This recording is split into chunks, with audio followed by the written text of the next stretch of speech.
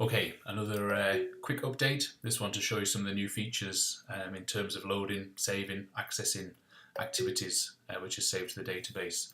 So I'll sign into the test account as I have done with all the videos so far, but there's also a second test account which is called John Test. And so I've created some activities with this account so I can show you some of the different features. So if I click to go into the activity database, this is where I would see all the activities that I've created. Here, so these are all the ones that I've created for my created with this first account, but I can also click this globe button and I can see all the resources that have been created by Triptycore users around the world. Now at the moment, because this is just still in the test stage, there is only one other user, and that's John Test. But if I click, I can see activities that he's created, or that I've created with this test account.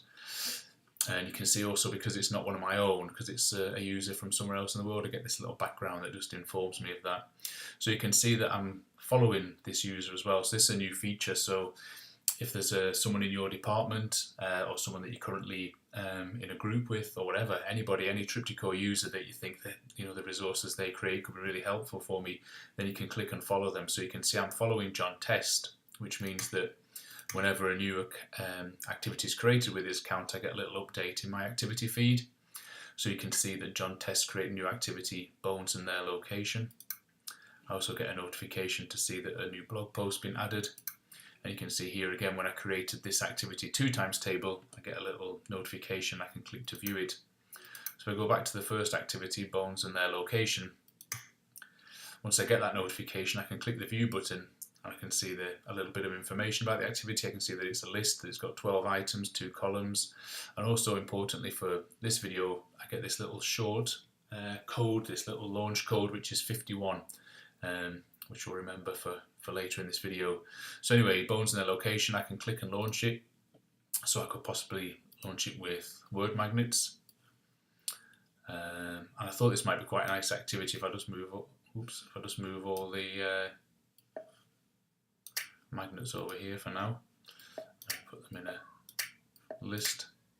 I thought it might be quite a nice one to use the image background with.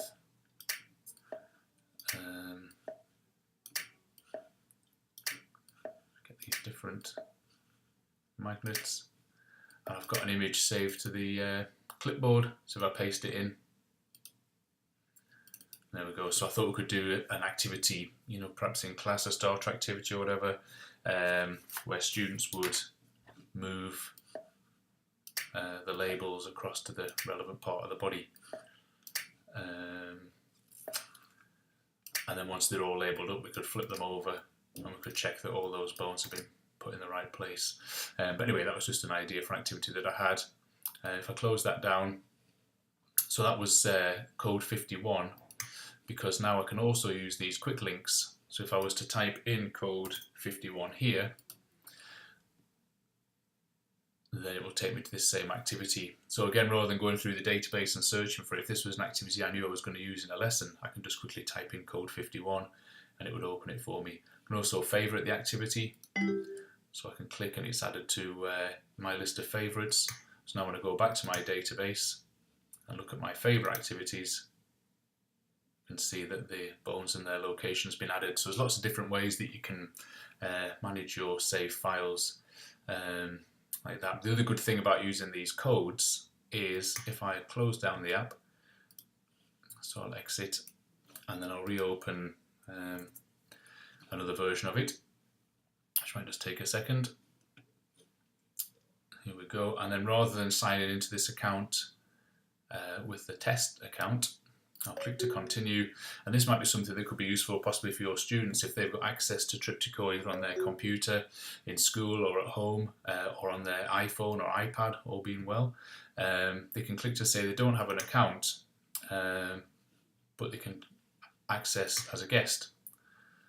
So they would sign in, they see things very much the same as anybody else, but the only thing you can't do as a guest is create new activities. So if I was to click, it says a subscription is required to create new activities.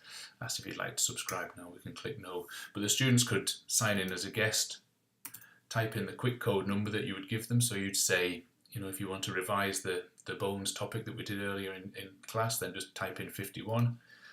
They can click see the exact same activity. They could launch it either with word magnets as we did, or they might choose to launch it with cardboard. Might work quite nicely. So they would choose which way up they would like the cards to be dealt, and then they might deal out, let's say, 12 cards, and they could go through then and do a little activity to check that they know where each of those bones is located. So there we go. So a few different things there. Following users, getting little notifications when anyone that you follow creates a new activity, being able to quickly view that activity, set it as a favourite if you wanted to, make a note of the quick code so that you can launch an activity immediately, and also the idea of signing in as a guest. So you don't need to create an account. You just sign in as a guest. You can also, as a guest, open the activity database if you want to as well, and you see all the different things that have been created. And you can use the search to narrow down all these different files. But as a teacher, just being able to either give your students a list of codes that you think will be helpful for them, so that they can just quickly type that in and open the activity. Hopefully that's something else that will be helpful. So as ever, feedback appreciated. Hope this has been useful. Hope people are enjoying looking at these little videos and seeing some of the new ideas that I've had for this new version of Triptycho. Thanks for watching.